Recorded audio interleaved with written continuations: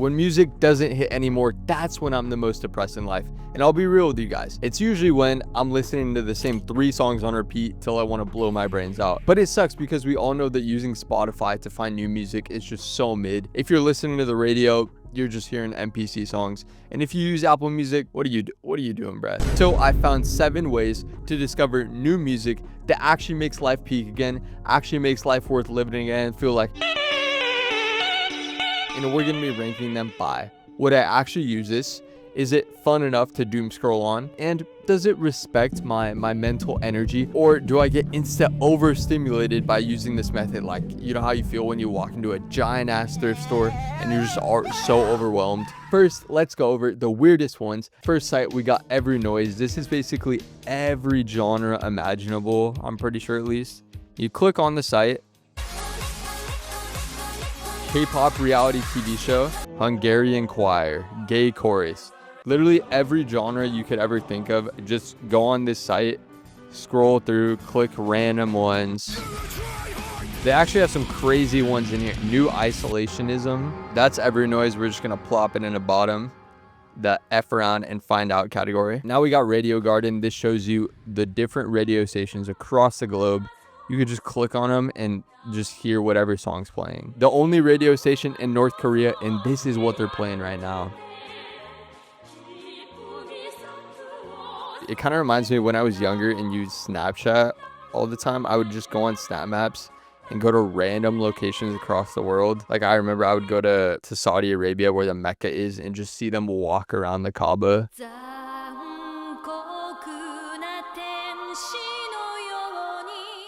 Last thing you hear before you get slimed out in Moscow. Alright, that's enough of that. Radio Garden also going in the F round find out tier of the music Grammys. Now third, we got Radio Shuffle Mix. This basically shows you different songs from different eras. All in 10 and young in love. Okay, Korea. 80s Korean music. Hold on, why is this song a vibe though?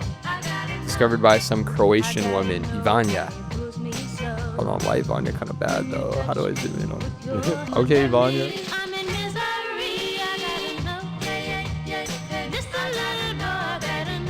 This is the type of song you listen to if you got a girl and you guys are making dinner or something and you're just like dancing in your apartment. You just gotta put it on. You're probably not gonna hear music or genres that you usually listen to, but you will find some bangers and you can just vibe out to them, have a good time. It's honestly a 3 out of 10 maybe practicality score. Low tier normie, one might say. As far as the doom scroll, like how fun it is, I'm not gonna lie, it's pretty fun. I've been having a good time with it. I'm gonna say it's an 8 out of 10 in that aspect. Chad light right there. Now what about the stimulation bandwidth of these? I will say the user interface, there's a decent amount going on, but it doesn't give me a headache when I'm looking at it. It's simple to use. I like it. I'm gonna say 7 out of 10. What is that, high tier normie maybe per se? Let's talk about some little more practical methods. Music, discover new music. Please type 3 bands that you already know and like. Let's type in some classics that we can't go wrong with.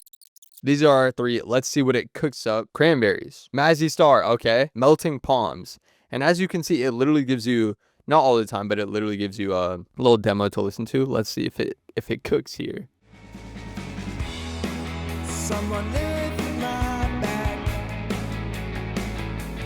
I am stuck. See, one thing that I try and do sometimes when I'm listening to new music is just imagine myself in a scenario out in the wild that I would actually have this on in the background. Where would I be driving? Driving down the coast, listening to the song, have the window down. The Sundays, yup. Now let's try another round. Fake mink. Fake mink. Holy big 3 right there. Let's see. Fang, okay. Yeah, Sam Sultan. I don't know Sam Sultan. Let's see if music putting me on.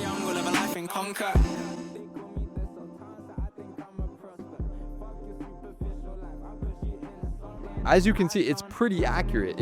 If you like the 3 you listed, it'll probably give you something similar. You'll probably also like it. So in terms of practicality, music mobs, I will say that. This is like a Chad type of rating.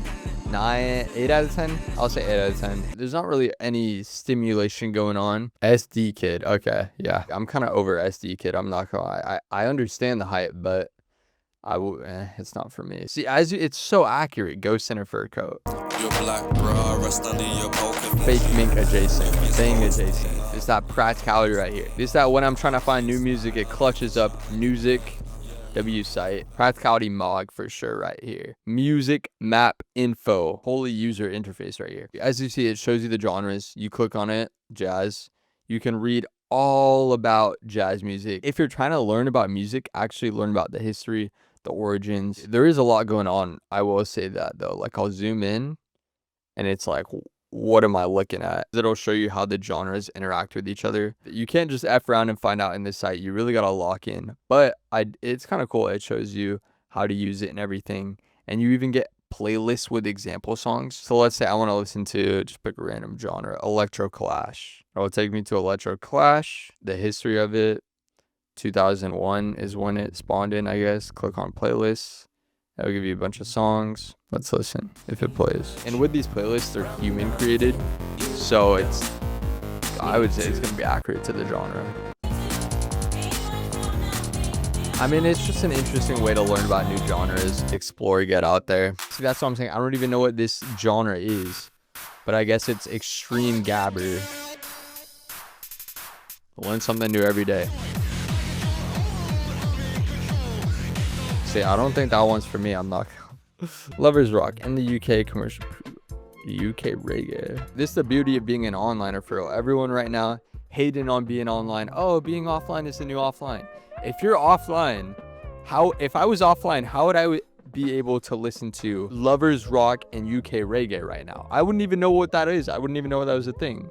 But I'm vibing to Silly James 12 by Janet K. This one's more for educational purposes.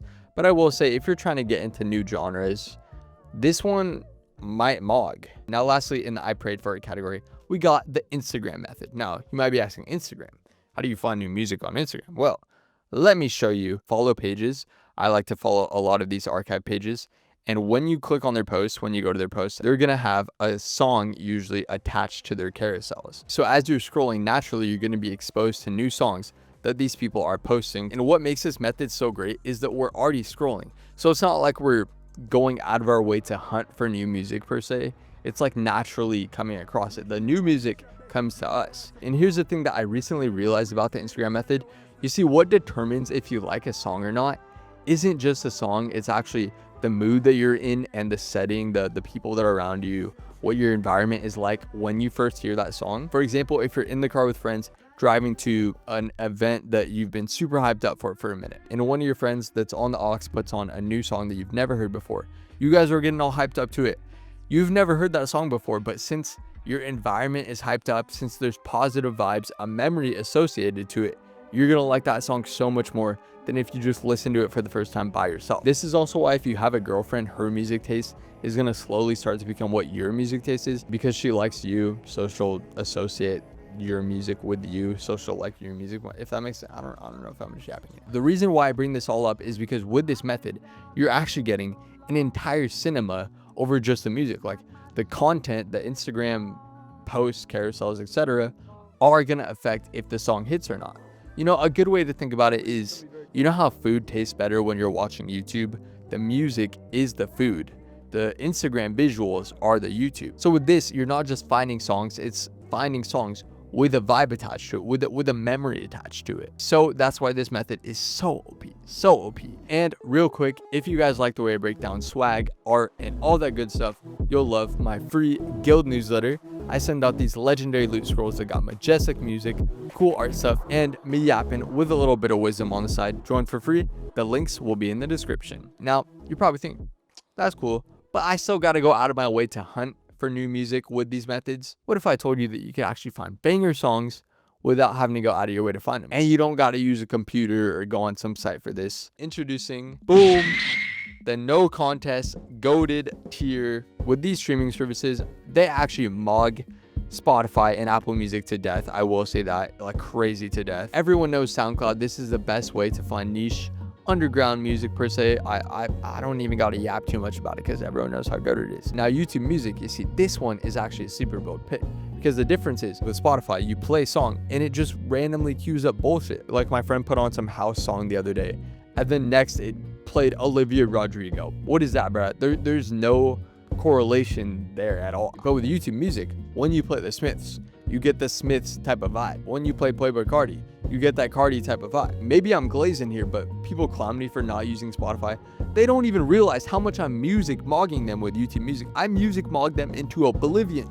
Yeah, YouTube Music is just a sleeper build. So here's how it all fits together. You could just use the top two, but you're gonna be stuck in a box. You're gonna be stuck in your little bubble, kind of just trapped in one genre, not expanding your music taste or palette, right?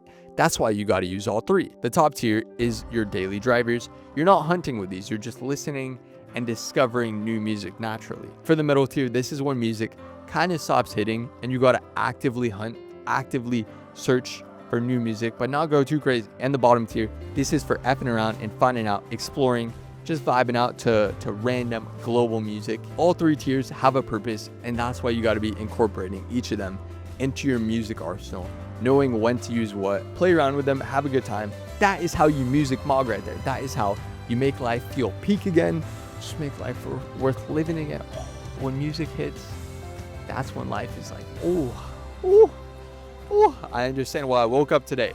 I understand why I have ears today. Join my free guild newsletter. And if you want to watch my video on the swag paradox, click the